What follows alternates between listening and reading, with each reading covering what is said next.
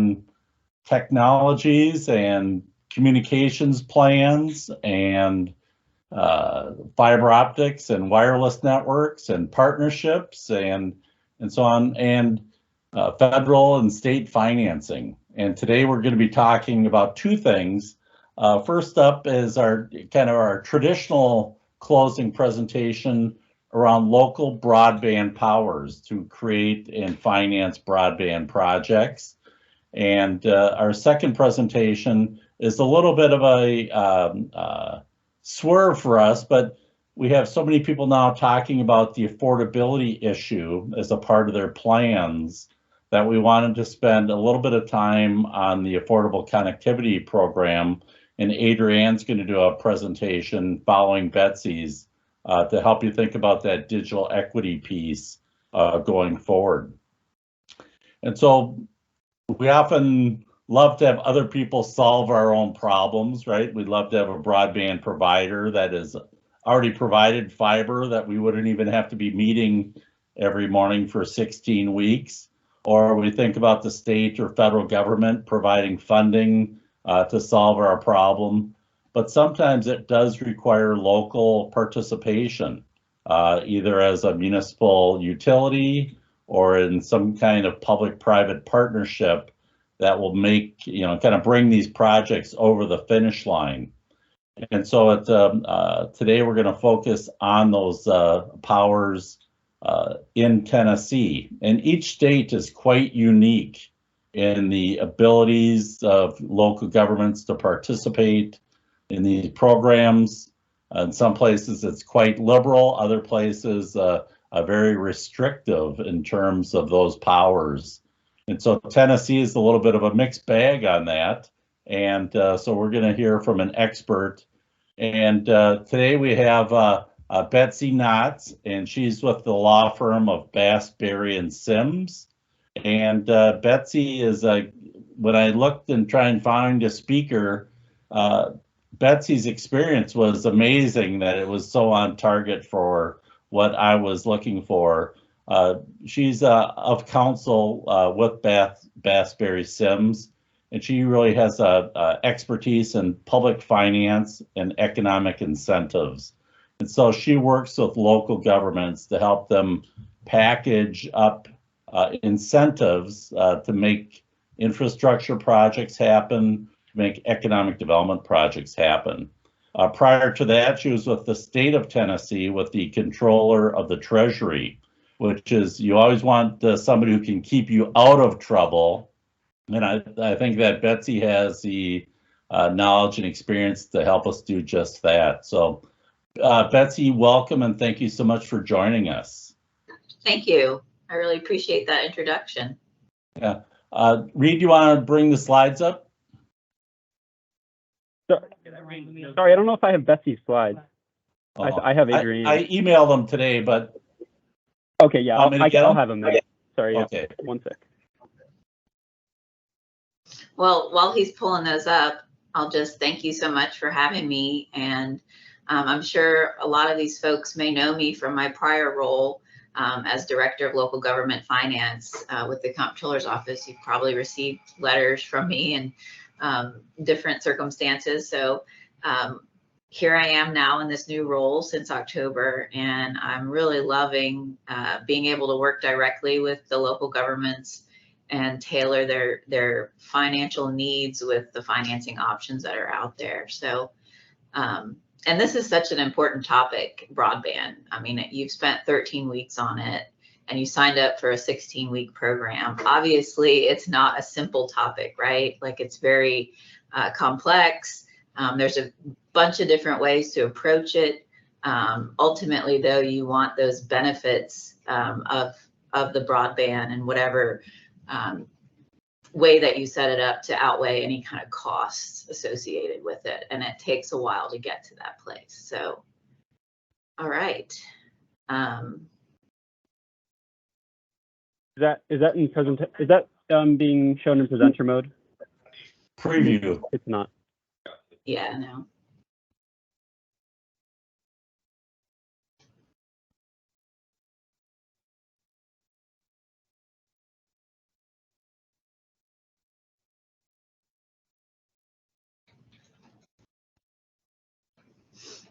And Betsy, just to let you know that you are being recorded, and we do put this up online, so I don't know Okay. if that I won't- matters, but I'd like to let you know. No, I appreciate it. Is that good now? Yes, very Yeah, good. good. Thanks. Great. All right, and you can go ahead and move to the next slide, Reed.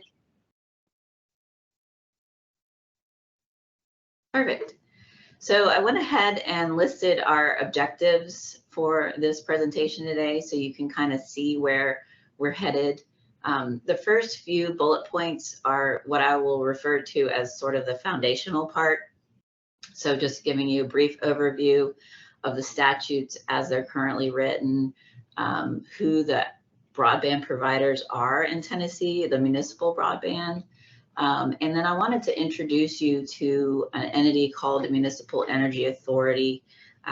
There are currently about 11 in the state, and the law allowing for the creation of these entities has only been around since 2016.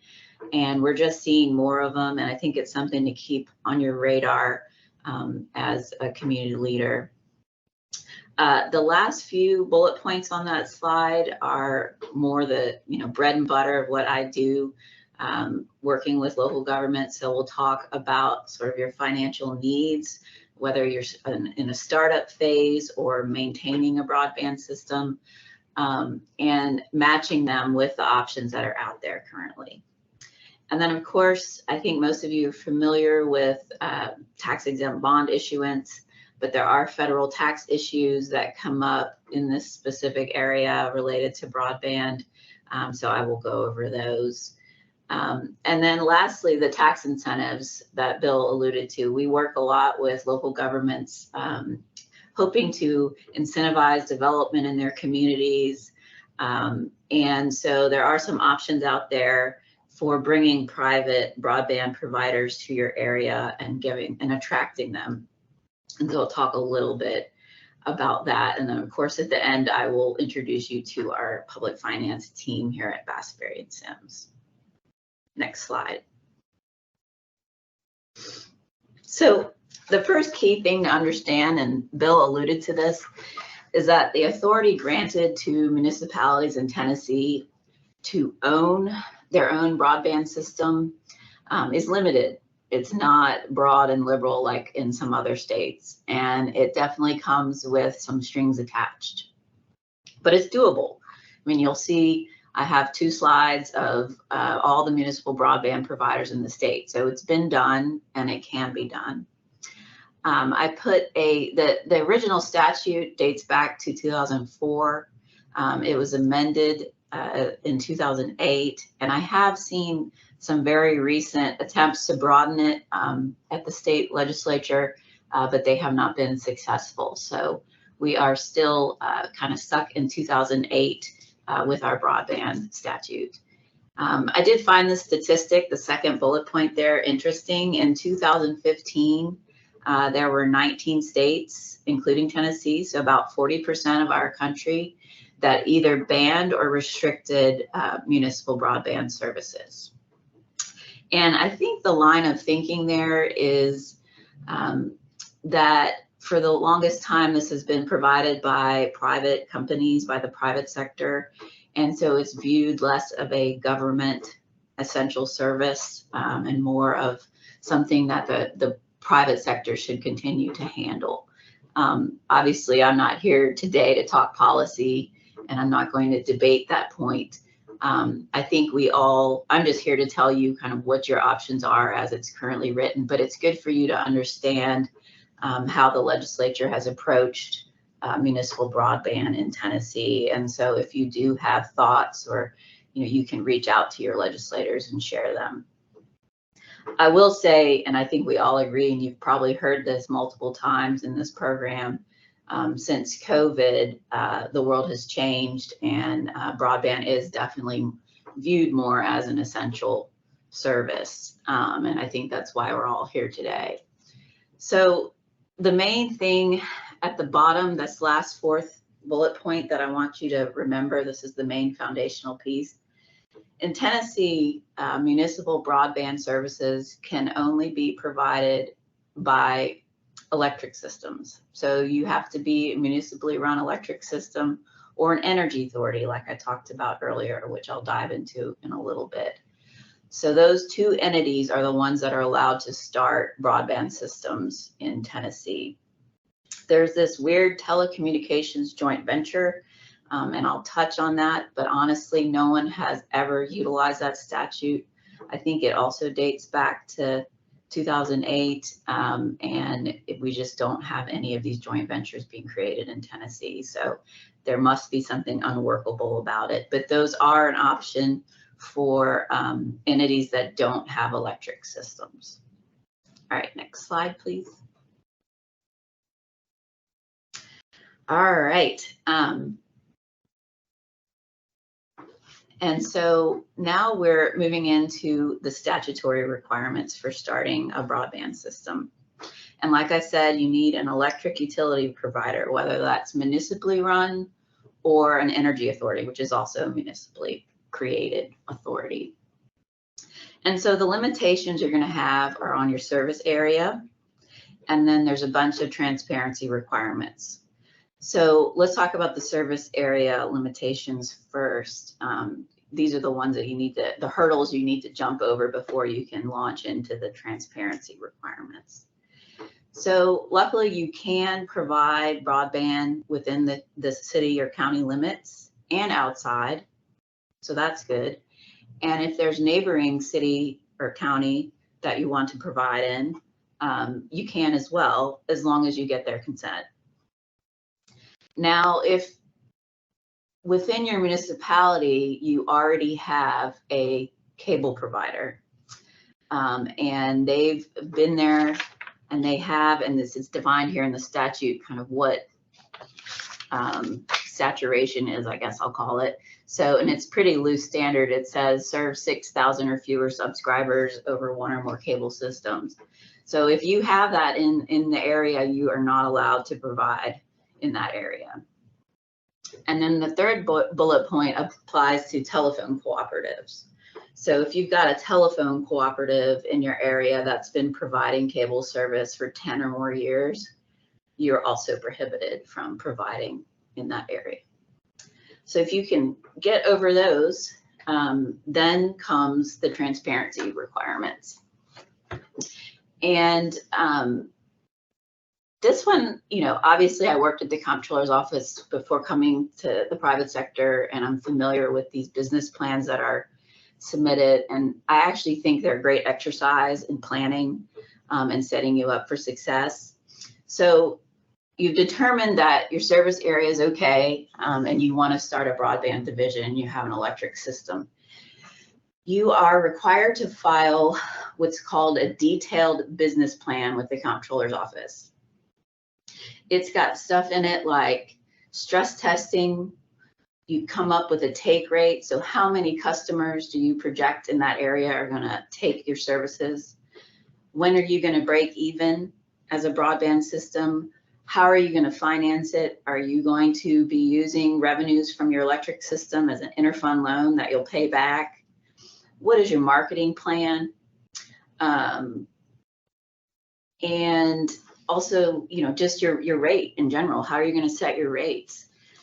So it's actually a really good exercise. I'm a big believer in it. The comptroller's office reviews it very carefully. They end up talking to all the stakeholders, you know, folks that maybe are not in support of a municipal broadband system might come out of the woodwork and, you know, share their thoughts as well, which actually leads to a very robust, honest conversation about how successful will this system be and what needs to be done to make it successful. The comptroller's office ultimately makes a determination. They say this plan is feasible, it's not feasible, or if they can't get the right information from the entity, they say, sorry, I can't make a determination, I just don't have enough information. And the comptroller's determination has no bearing on what the local government can or can't do. It's not an approval. So the local government could get a not feasible determination and proceed with creating their broadband system anyway. Not recommended, because usually if the comptroller has said it's not feasible, there's an issue and you probably need to try to work on it and address it before you proceed.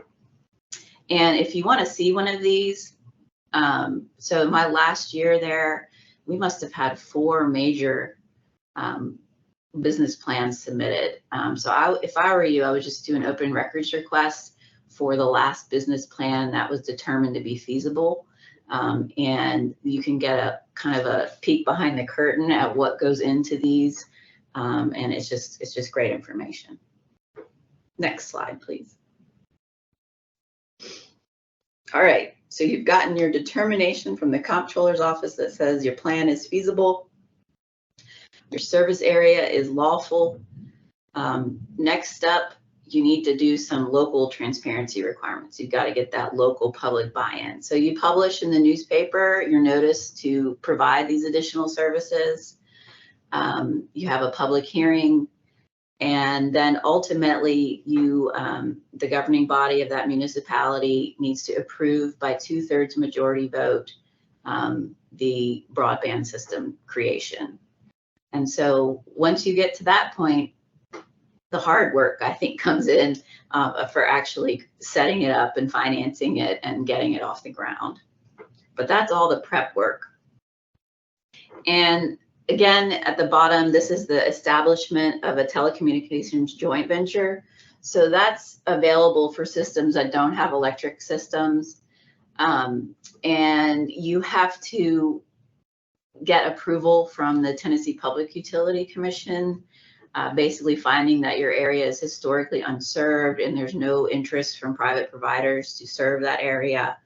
And to date, nobody has utilized that authority. And yes, it is from 2008, so it's 15 years old. So it may be something that needs to be amended if it's going to be utilized. But unfortunately, I just don't have any data or guidance to back up or talk about it that much. So next slide, please. All right, so East Tennessee is winning when it comes to municipal broadband providers. They have 10. And I pulled this information from the audits and what I could find online. So I may be missing some, but hopefully this covers it.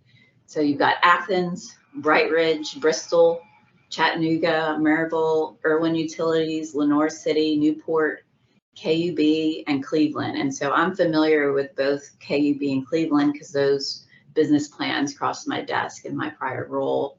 And Cleveland, here at Bass, we are helping them currently take their board of public utilities and turn it into a municipal energy authority that's going to provide water, wastewater, electric, and broadband. So that's a really fun project, and they're a good example of a business plan done well. Next slide. So Middle Tennessee, you've got 6 providers, and West there's 3. So Clarksville, Columbia, Fayetteville, Pulaski, Tullahoma, and then Dixon is in process. Jackson, Milan, and Lexington, and I'm currently working on a Lexington electric bond issuance, not for broadband, but there will be some jointly used assets. So these are all, I'm a big believer in phone a friend. If you want to find out how it's gone, things they've learned, what consultants they engaged, I think that's the best way to learn what works best for your community. So phone a friend. All right, next slide. Betsy, I have a question for you. Sure. Are they, a lot of those, are they expanding outside the municipal limits out into the rural countryside, or are they pretty focused on their municipal boundaries? They are definitely expanding outside of their municipal boundaries. If you go back to that slide, Reed, if you don't mind. Dixon and Lexington especially are large rural areas. And then maybe the slide before, I think KUB as well for Knoxville, they're going outside. You know, it's areas that haven't had service or have had very little service in a long time. And so when you mix the grant funds with, you know, joint use fiber and the ability to finance that, you have a more winning business model than you've had in the past. And so, in Cleveland, I'll have to look. I'm not exactly sure what their the size of their service area, but I know for sure Dixon and Lexington are huge and rural. Good, thank you. Yeah. Okay, so municipal energy authorities, as I said earlier, these are becoming way more prevalent in Tennessee. The law has been around since 2016. They have the same rights to establishing broadband divisions and the same limitations that I just went over as city electric systems do. And so what do you need to create a municipal energy authority? This first bullet point is what you need. You need a municipality in a county other than the big four, so not in Hamilton, Knox, Davidson, or Shelby. You can't be in those counties, but a municipality with an electric system in any other counties other than the big four in order to establish an energy authority. And it's pretty simple from there. Once you have that, that governing body passes by resolution, again with a 2/3 majority vote, the creation of this entity. And it is able to provide water, wastewater, broadband, and electric. So I think a lot of us are familiar with the, the government accounting and government finance, and we have to keep our enterprise funds for the most part clean and not subsidized. Obviously, now and then it's handy to issue tax secured bonds for an electric system, but ultimately we want that system to be self-sustaining, right? That's kind of the goal. The enterprise funds are more like businesses. You are providing a service to your customer and they're paying for it based on their usage. Whereas on the general government side, you are deciding what level of services your community wants, and then you are setting your tax rates appropriately to meet that need. So they're very different, and it's nice to keep them financially separate if you can. And then administratively, there's all sorts of efficiencies when you bring all these departments under one board and one organizational framework. So we've seen a lot of success with this type of structure. And another perk is you're not constrained by the city limits like Bill was talking about. So when you put together your board on an energy authority, you can pull from different geographic locations and kind of be more strategic about economic development when you're deciding where to develop. So 2 thumbs up for municipal energy authorities. And I will say they are not, by doing this, you're not getting away from regulation. TVA obviously is heavily involved with all electric in Tennessee, and they're heavily involved with energy authorities. You still have to submit your energy authority budget to the comptroller's office for approval. There's still a certain amount of debt oversight. So that would not be a reason to do this. Really, to do this is to have more flexibility and really to function more like a business enterprise on your utility side. So next slide, please. And these are the current energy authorities in Tennessee. You'll see there are 3 that have a private act next to them. And if you go and look at their financial statements, you'll notice some of them have gas systems. And that's because they were created before the general law, and the general law does not allow gas systems. It's just water, wastewater, electric, broadband. So if you notice that, that's why. But Bolivar, Bright Ridge, Brownsville, Cleveland is the one we're helping right now, Irwin, Greenville, Jackson, Jellicoe, Paris we worked on, Tullahoma, and Union City. So I say give this some thought if this sounds like a good fit for your community. Next slide. All right, so we have finished what I call the foundational slides. And now we're going to move kind of into the bread and butter of what I do mostly when working with local governments. So the first thing is always to assess your financial needs, because you want to match those needs with the financing options that are out there. And so typical ones that we see for clients that are either starting up a broadband division or maintaining an already existing one, capital assets that are jointly used with electric operations. Those need to be financed. So this is the backbone fiber infrastructure. These are the fiber lines extending along an electric system's power lines past every electric meter in the service area. Those typically need to be financed, and that is kind of what we're working on with Lexington right now.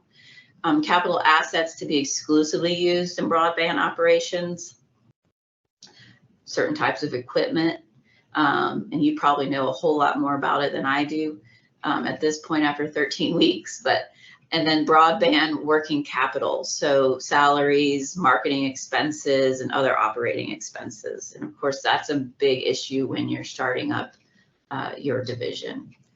All right, next slide. So these are the options currently in law. You can do city general obligation bonds. So you can do a double barrel pledge of your broadband revenue and your property taxes that are available. And as noted there in the slide, you're going to have stronger credit. The markets understand this type of debt. It's going to be lower interest rates. And so overall, probably more cost effective. You do have to have strong political and public buy-in because our statutes do allow for a petition period for a referendum. And so if you haven't gone out there and made sure your community supports this type of effort and the usage of tax revenues for it, you could have a petition submitted, and then there has to be a referendum, and ultimately the financing may fail at the referendum. So that's one thing to keep in mind when you do GO bonds for broadband. And another thing to keep in mind, and I've seen this a couple times, because we were starting to think of broadband as more of an essential government service, it's easy to say, okay, well, I'll just go issue GO bonds, finance the fiber, and then transfer it to a private provider. Well, you can't do that in Tennessee. We have a strict prohibition of local government credit only being used for pure governmental purposes. And so you cannot borrow and have it benefit a private entity directly. So it's another thing to keep in mind. Electric system revenue bonds, these also the market understands. They're going to be lower interest rate, stronger credit. The big thing there, though, is the cost sharing.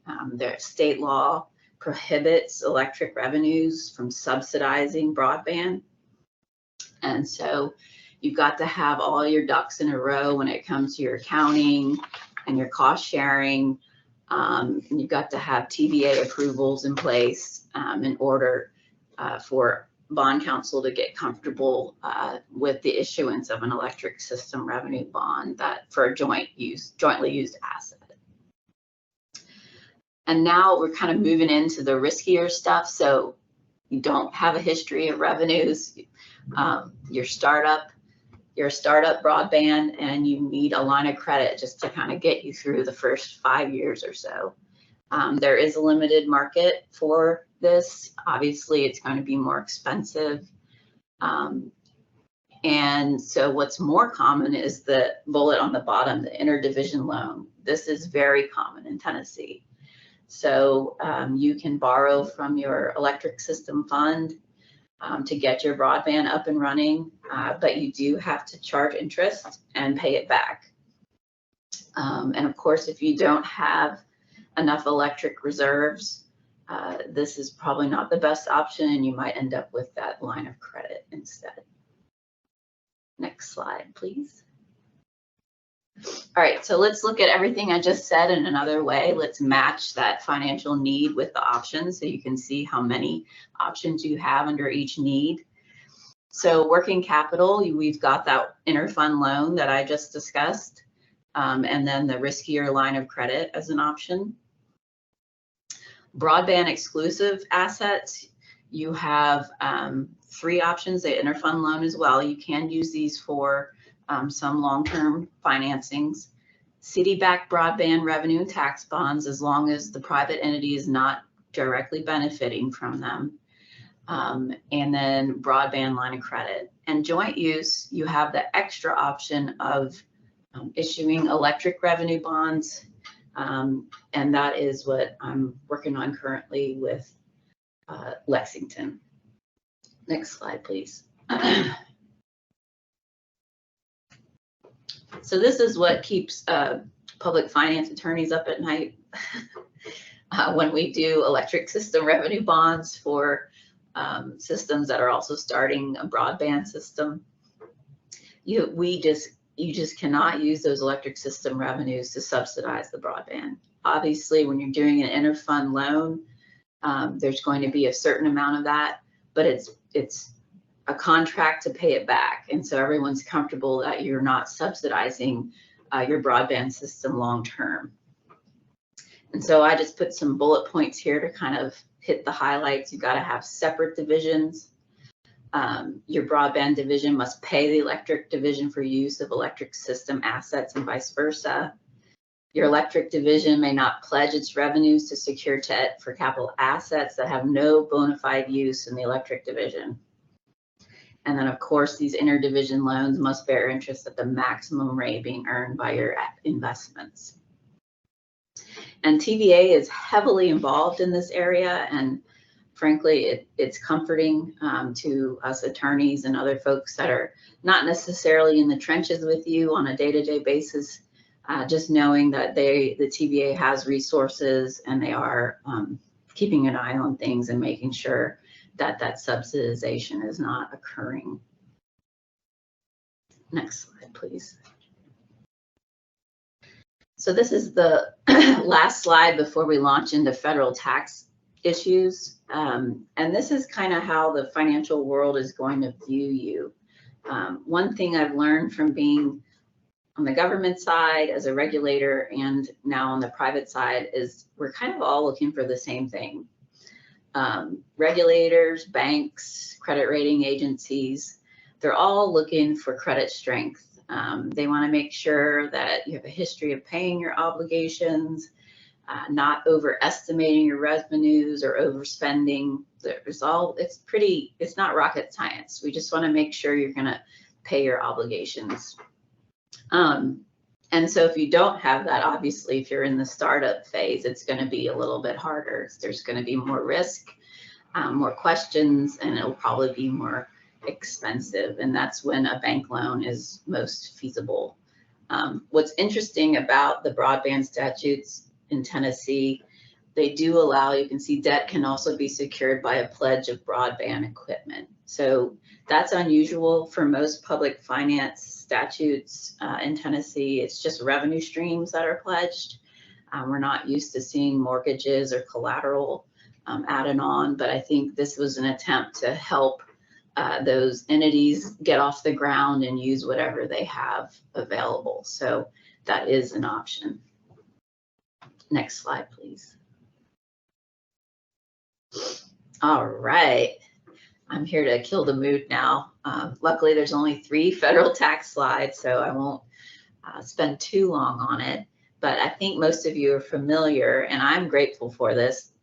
The Internal Revenue Code allows this federal subsidy for local government entities. So it essentially encourages investment in communities, in schools, hospitals, even some sports facilities, anything that we need, utilities, obviously, you can get a tax exempt bond for. And what that means in a nutshell is whoever ends up purchasing that bond, the interest income that they earn is not taxable at the federal level.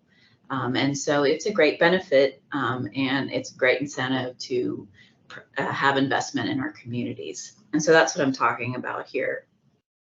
And so if you do issue tax exempt bonds, you got to keep the private use out. It'd be nice if we lived in a world where all private use was in one lane and government was in the other, but it's not. We know there's public-private partnerships. It might make sense for you as a government if you have dark fiber to lease it to a private entity and get those revenues, but that's private use under the Internal Revenue Code, and that will affect your tax exempt status of your bonds. So it's something to keep in mind. And the other thing I wanted to emphasize is non-governmental entities. Sometimes I've encountered this where people think electric co-ops are governmental entities in Tennessee. And electric co-ops, a lot of them do provide broadband. They are non-governmental entities under the federal tax law and state law, honestly. They pay property taxes like any private commercial enterprise. And so if you're entering into a lease agreement with a co-op, that would be a private use under federal tax laws. So something to just keep in mind. All right, next slide. All right, I put two hypotheticals on here because I think this explains it the best. So a municipality issues 10 million of tax-exempt bonds to fund construction of a new municipal utility facility. The utility needs only half of the space. So they've used tax-exempt bonds to finance the entire. I muted myself. Okay, they've used tax-exempt bonds to finance the entire space, but they're going to lease half to a local bank in exchange for rent equal to half of the debt service on the bonds. So this would include private use and private payment. So this would be a taxable bond issue, and it would be good to know that up front and not have to deal with it on the back end after you've issued tax-exempt bonds. And then the second scenario I put was municipality issues 10 million of tax-exempt bonds to fund construction of a new electric substation. The local bank is the customer of the electric system, so they're paying their rates and uses the system's electric services in its business. There's no private activity here because those services are available on the same basis to the general public. So that's the main distinction. If it's available to the general public, there's no private activity. And so in the broadband context, like I was talking about earlier with the dark fiber and leasing to a private entity, that is not going to be available to the general public, and that would be both private use and private payment. And so it's good to know up front when you're financing, if that's something you envision in the future, you may not want to issue tax-exempt bonds. Next slide, please. Betsy, I have a question for you. Sure. So in a lot of broadband networks, somebody will build, let's just say, a network that has 100 fiber strands, and then they have, they might not need all those, and then they sell off through what they call IRUs, irrevocable use agreements, that a different provider or individual customers could do that, could make use of those fibers. Would that be then public or Private use? Private use?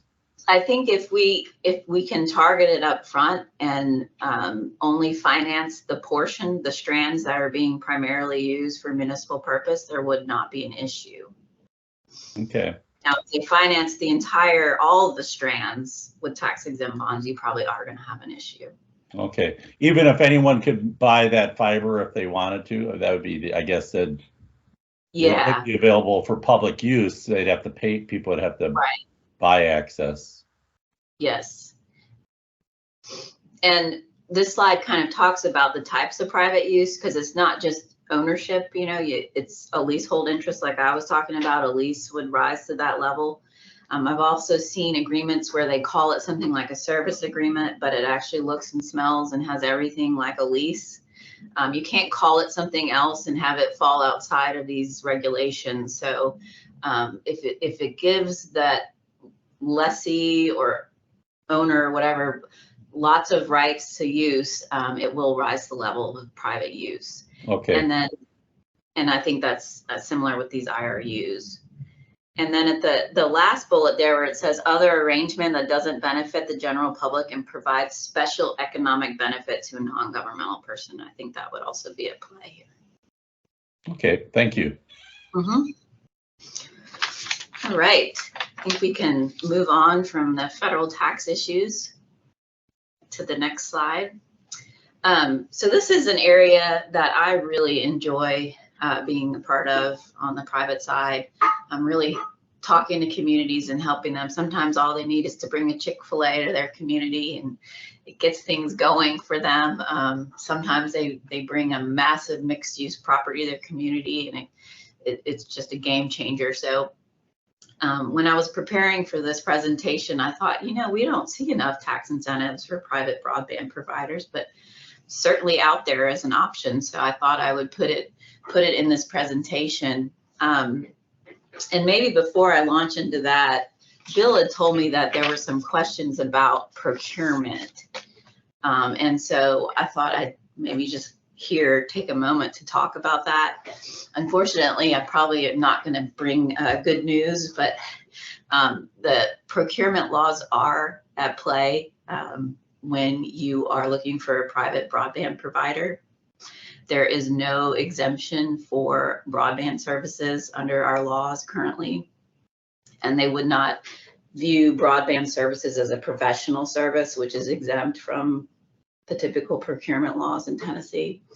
And so you would have to go out with a public bid to find a broadband provider for your area. And another unfortunate thing is the laws don't really contemplate. I know when I see these large service areas, they might have 3 different providers. And so you might have like a certain provider in the east, a certain provider in the west, a certain provider in the north.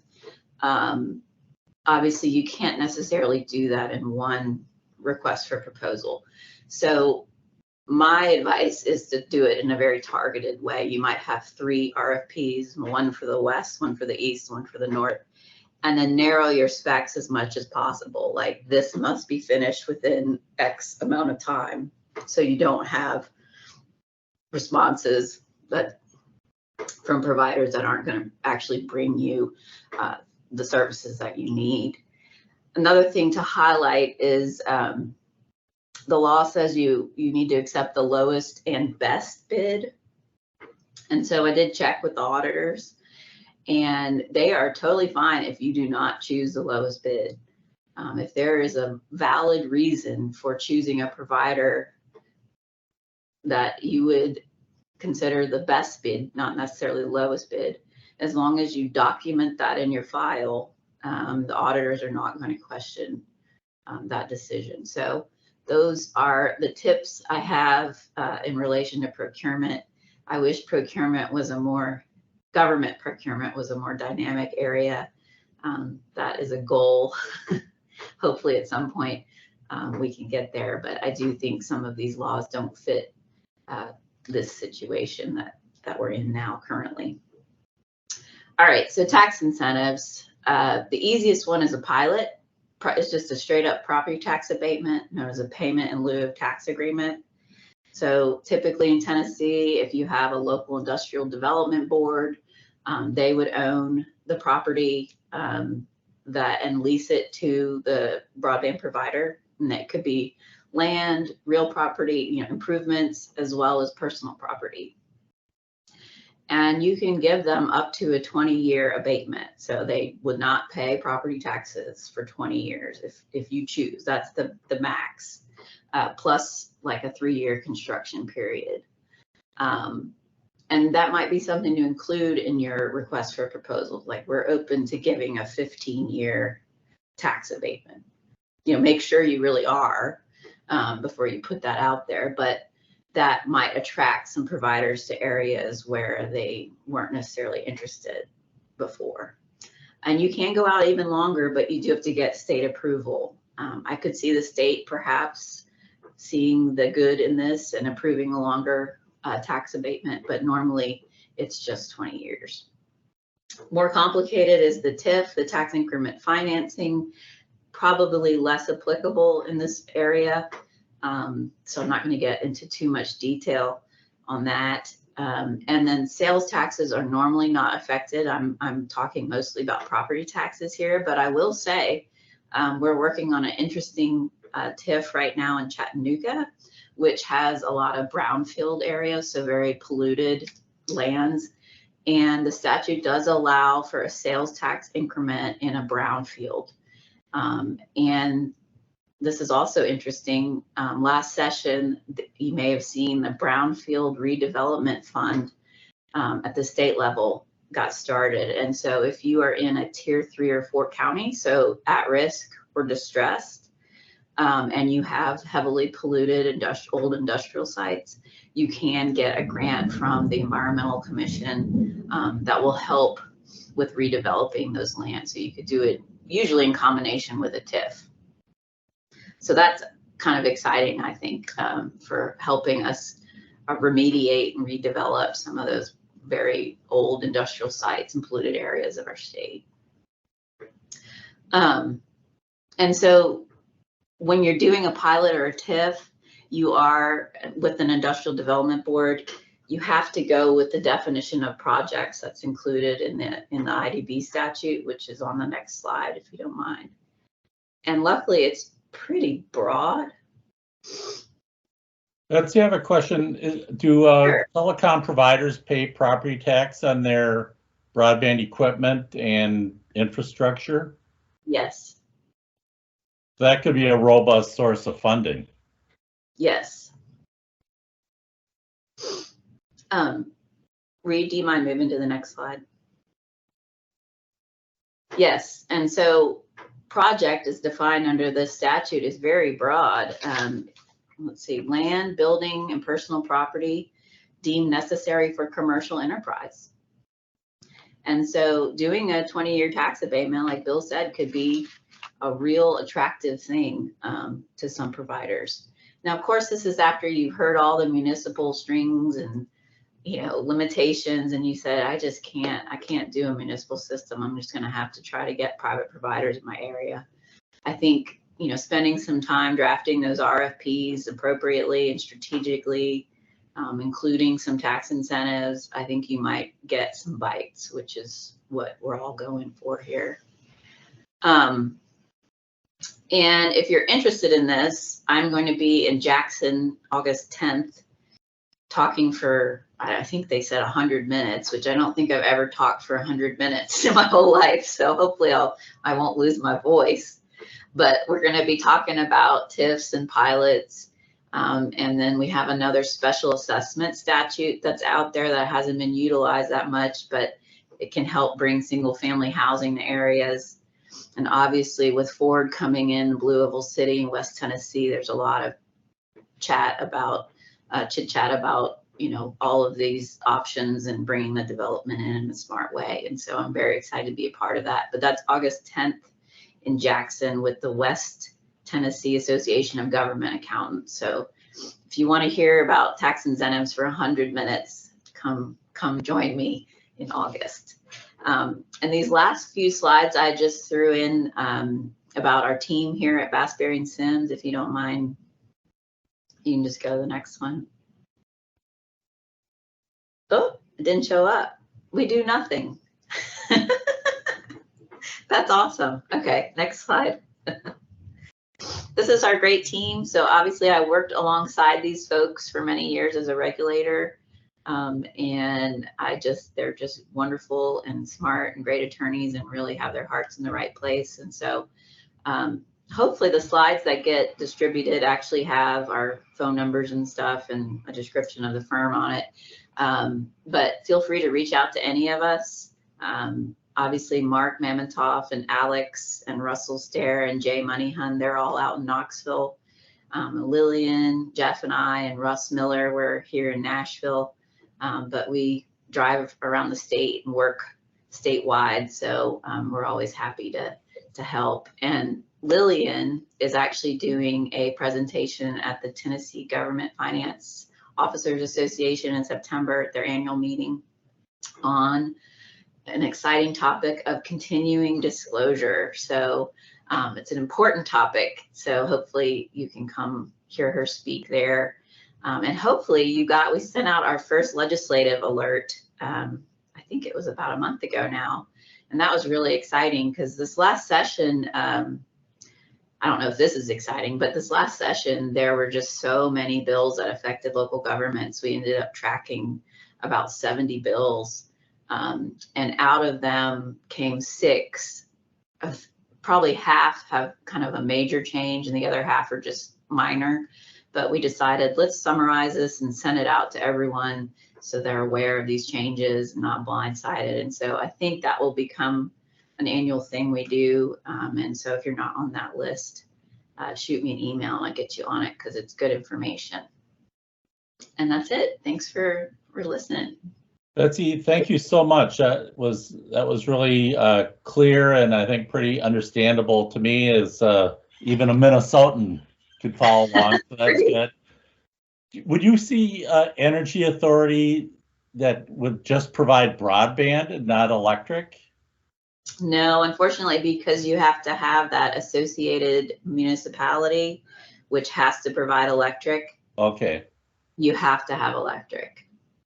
And so since most electric isn't really a business built for competitiveness, and so people's best chance then is to work with an existing municipal electric to get service in their own community or county.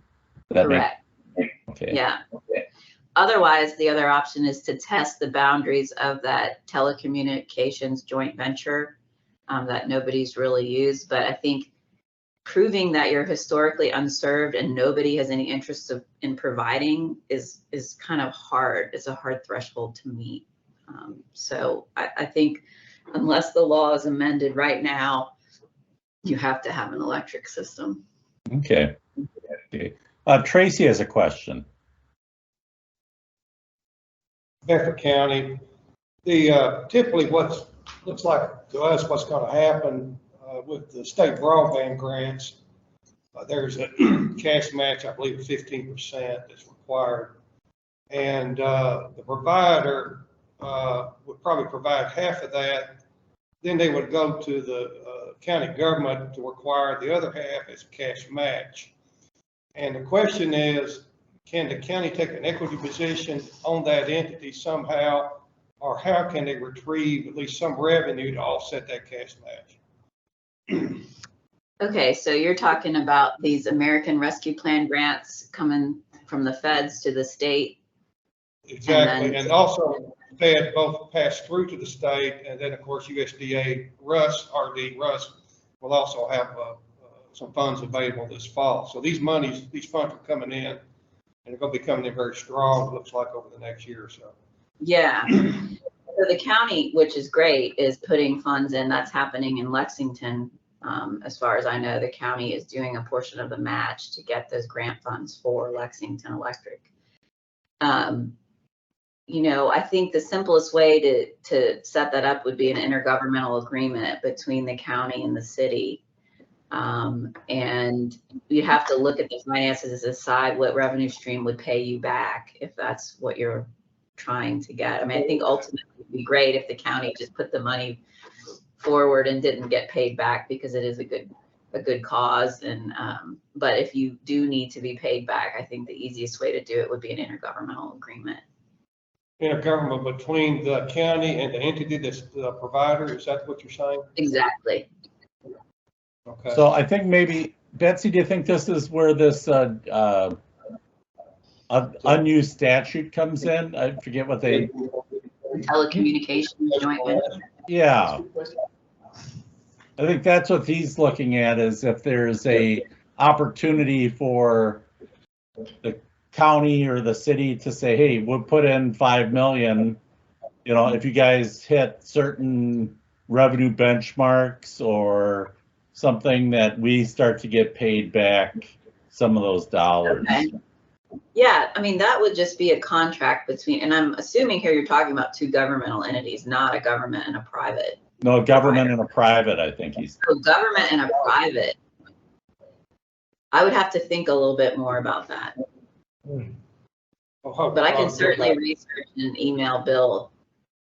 It's still on. Answer. This would be an electrical cooperative that owns actually a former rural telephone cooperative, and they're doing the one that's doing the expansion in this county here. But it's not our local electric co-op, it's the one next door, which is interesting, but they have a contractual arrangement with our local electric co-op. So everything's kind of co-op, I don't even know how they're structured, if they have an LLC, another entity that's doing the broadband. We're not even certain of that, of how that thing's structured. But Okay. I'd almost assume that they're former electric they are former electric telephone co-op. Okay. I mean, that probably isn't going to be a straight up agreement, but I do need to think about it and research it before I give you a clear answer on that. Okay. But I will, and I'll email Bill. Good, thank you, and I'll pass that on. Thanks so much for that extra effort. Yeah, Any no other problem. questions?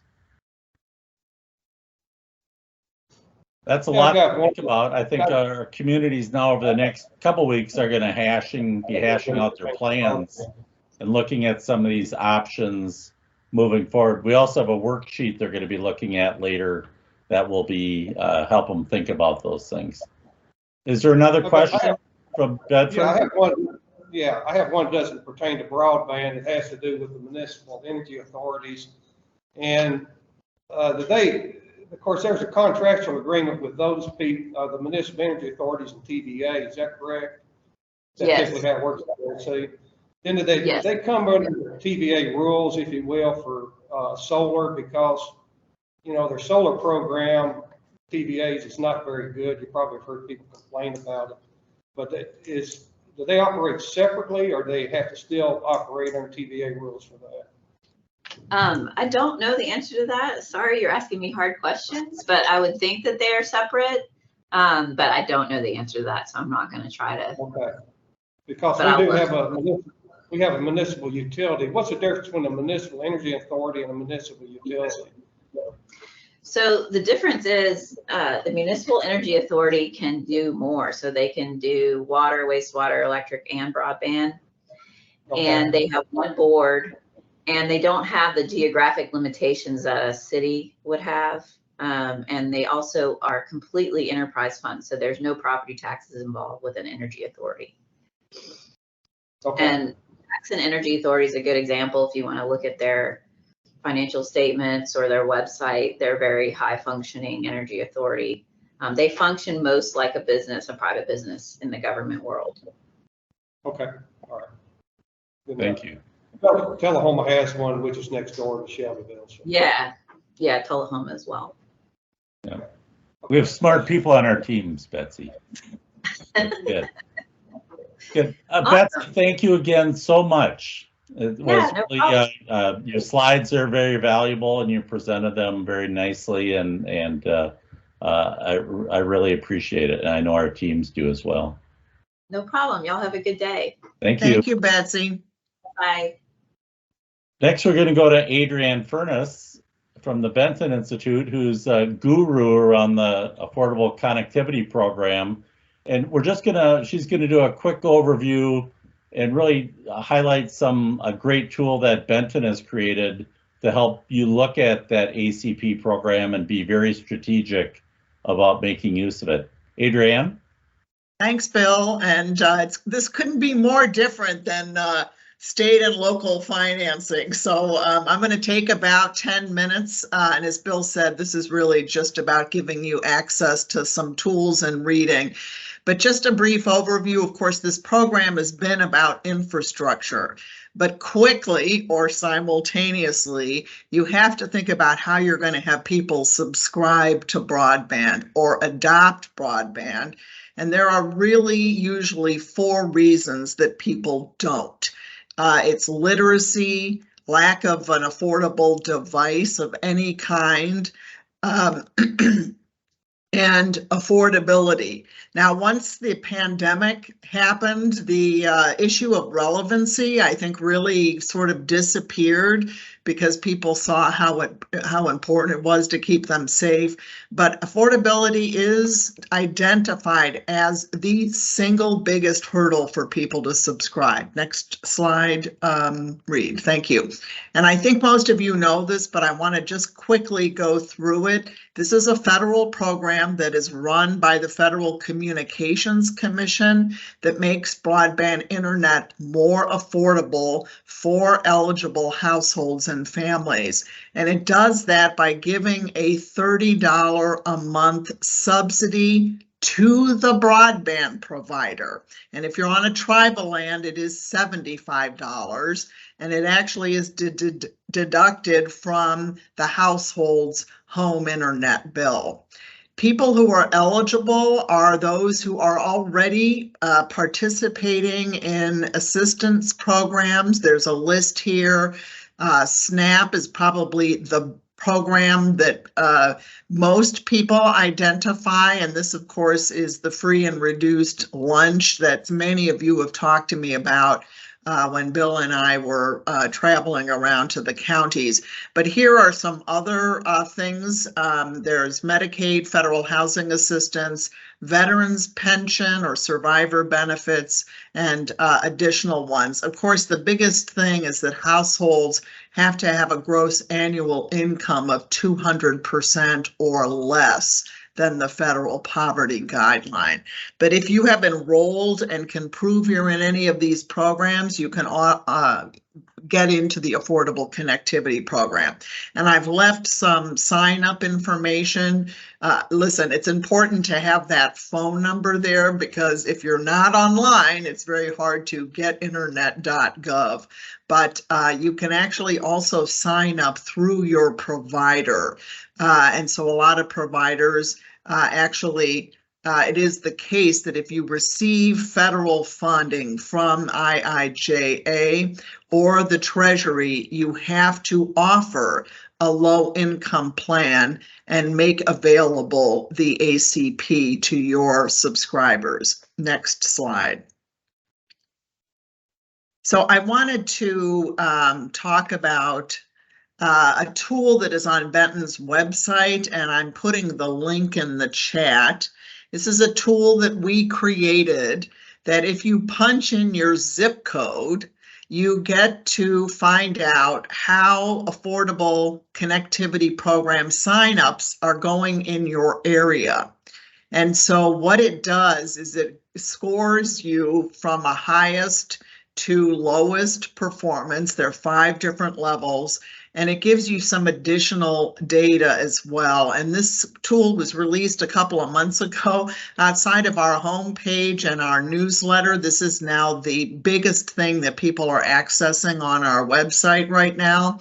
The reason it's important is that it helps you target where you might aim your outreach to people in your community to get them to sign up. And so I picked on Bedford, who provided me a couple of zip codes so I could show you some examples of how the tool could be used. And thank you, Tracy, for giving me those zip codes. Next slide, please. So this is Bedford County's. This is the main zip code in Bedford County. Because you can see that the total households here are about 12,500. And of that 12,500 households, there are close to 7,000 households that are actually eligible for the ACP. So when you punch in this zip code, you're going to get a predicted versus actual enrollment. And so here the predicted enrollment says that you should get 2,001 households, but Bedford is actually overperformed here, and they have 2,638 households. And then it breaks down for you a series of statistics that help you figure out what is going on with this population. So how many households in this area have access to wireline broadband?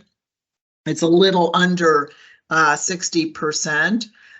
There are 19% that have cellular data only, 13% that do not have a computer.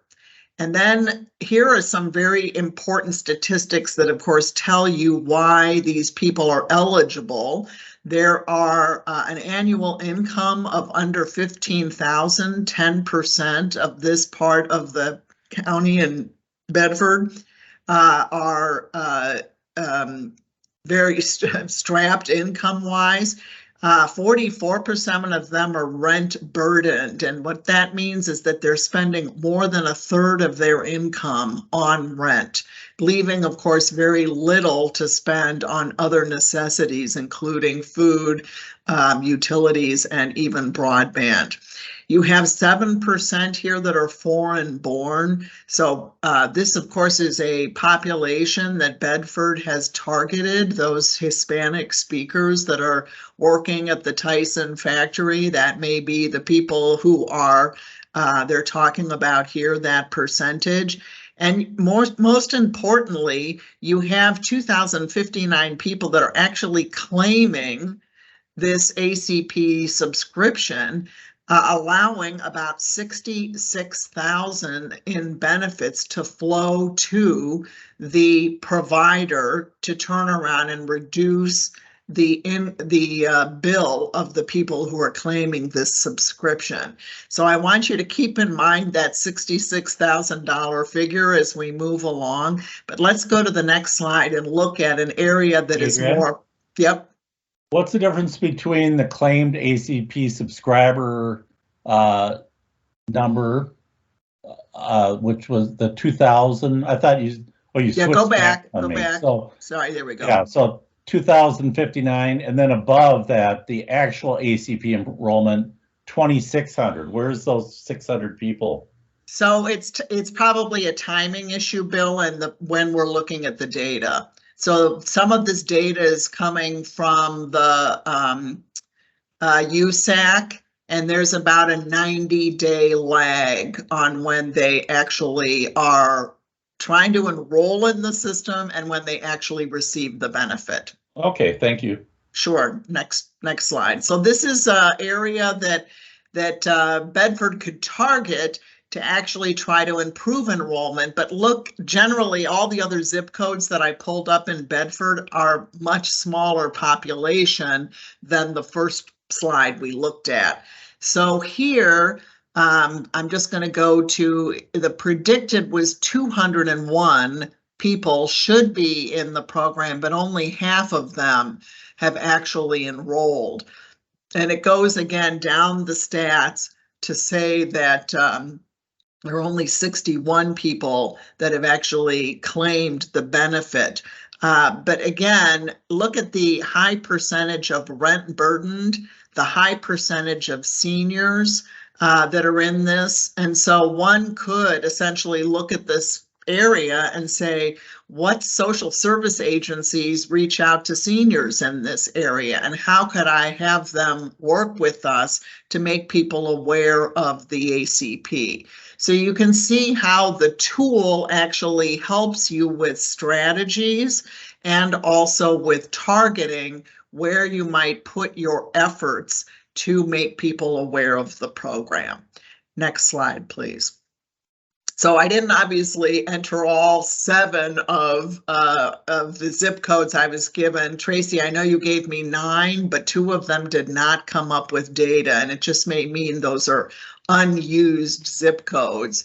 But you should be able to enter all 7 and you'd be able to see where you are, and anybody here on this call could enter your zip codes into the tool and sort of gather data that would be helpful to you as you think about targeting the population. Now, this is an article from the Pew Charitable Trusts. They're an independent foundation and research organization. They have something called the Broadband Access Initiative, and there's a wonderful article here which I link to at the bottom, called Closing the Digital Divide with the Affordable Connectivity Program.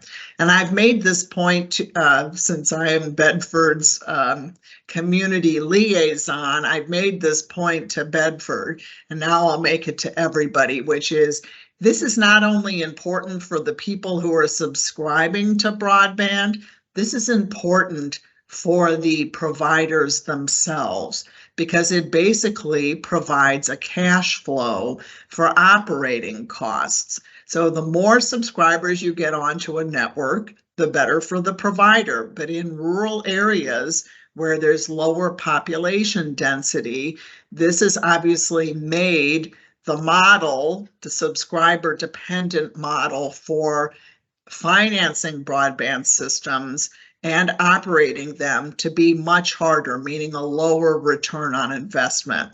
So grants and loans can help with capital expenditures, meaning the cost to build the network. But getting subscribers onto the system is what helps with ongoing operating costs. The more subscribers, the better for the system.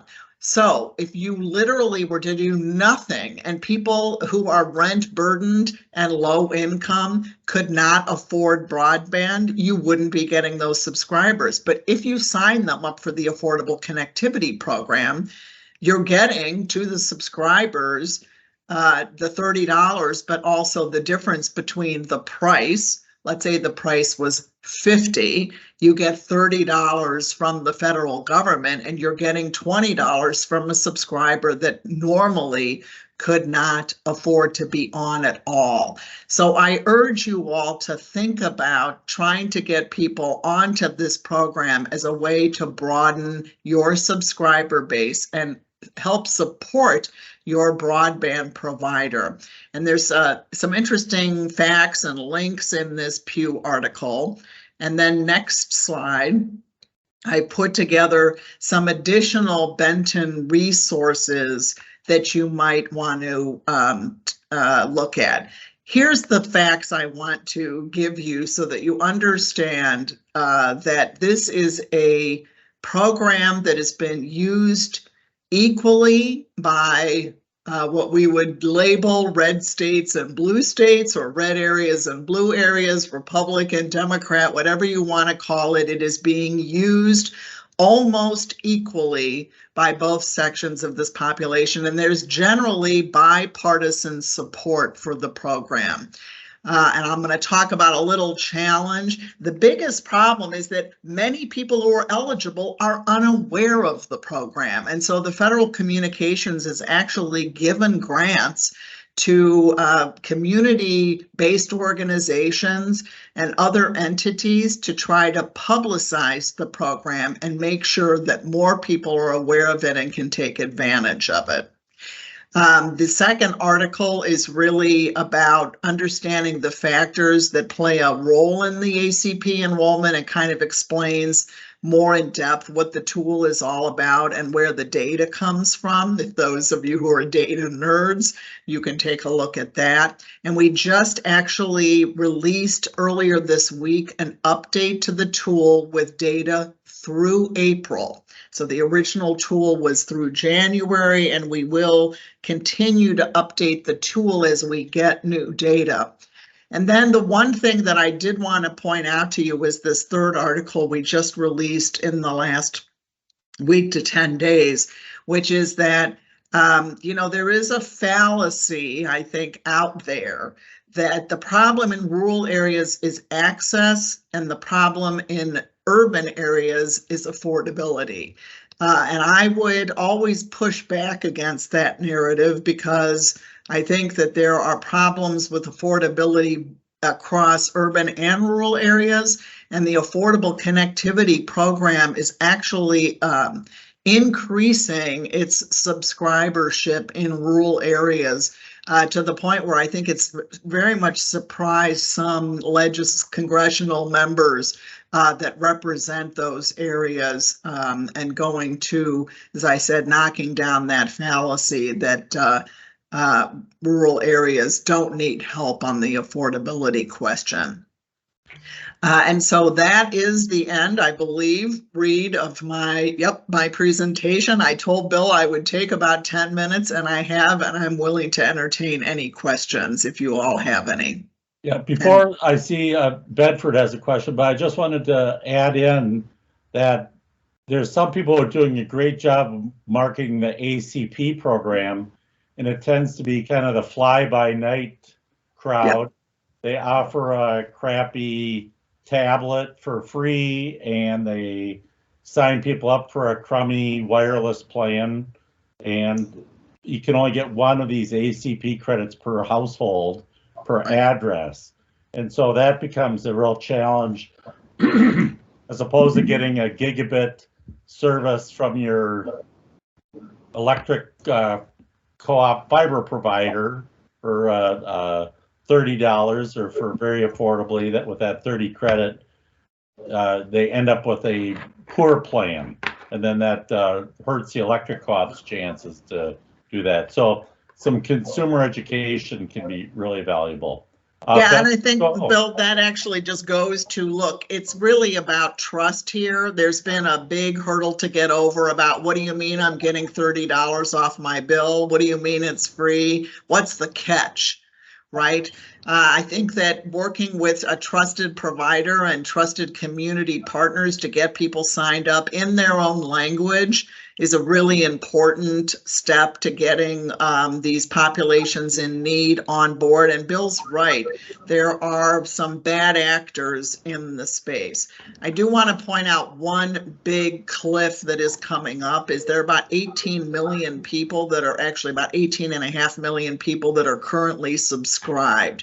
The burn rate is such that the program that the IIJA funded with $14.5 billion is expected to run out of money in mid-2024. And so there are a lot of us working at the federal level to try to get additional funding for this program, especially in the face of, or I would say in tying as a complement to these IIJA infrastructure funds.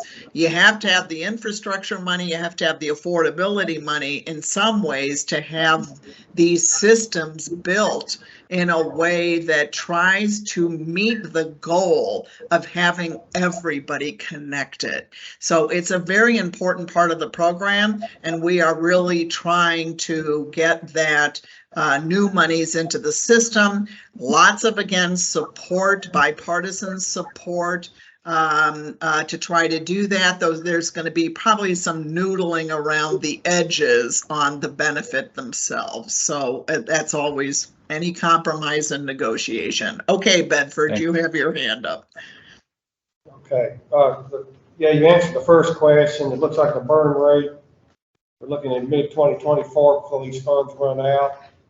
That's the first question I had. The second one, you talked about community-based organizations and some grants being available for that. Do you have a link to that, to the grants.gov site on that? I do. I can put that in, or Bill maybe can search for it. It is called the Federal Communications Commission Affordable ACP Outreach Grants. And they did the first wave of those grants, and they'll do a second wave of them. But these are, so any community-based organization could apply for it. And then, for instance, I believe in Illinois, there were 13 entities, including the state, that got these ACP outreach grants. And many of them are using the grants to pay for staff to become essentially digital navigators. Thank you, Bill. And work together. So let me be very clear about something.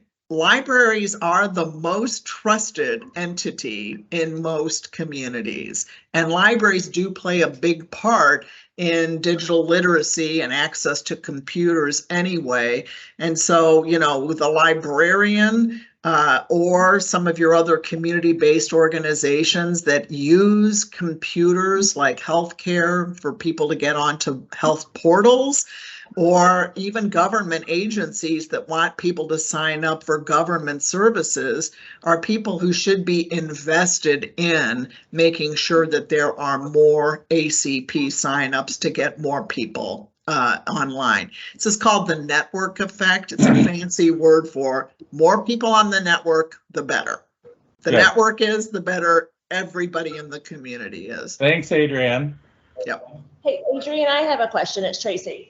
Sure. So I know we were talking last week about in our group session, about when we get the survey data and how we can map it. Yeah. When I think of the layers that we want, like being able to go, hey, here's our survey data by zip code kind of boundaries, and then be able to drop this data on top of that. will we be able to do that? Were you able to get an answer from Bill about the boundaries? Or from Dave? Like, what are the layers that we're going to be able to have for the mapping for the survey data? Let's see what Dave brings to the table for the reporting. And then I understand you guys are looking for some things. I think Dave, as a researcher, you know, when you talk about confidentiality and everything, he actually believes that and everything. So we know that he's going to give out the people who said, hey, you can share my contact information, their addresses and so on. But let's see what he produces this week, and then we can move from there, Tracy. But I do think, Bill, Tracy's question really is, can they do it by zip code to match up with this data or other stuff? And I think the answer is yes, Tracy, but let's see what he gives you. Yeah, I think Dave is very reluctant just to give you the whole big data file.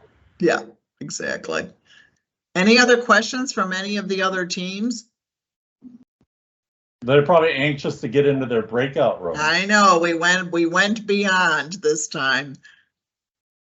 Good. So let's do that, Reed. And so let's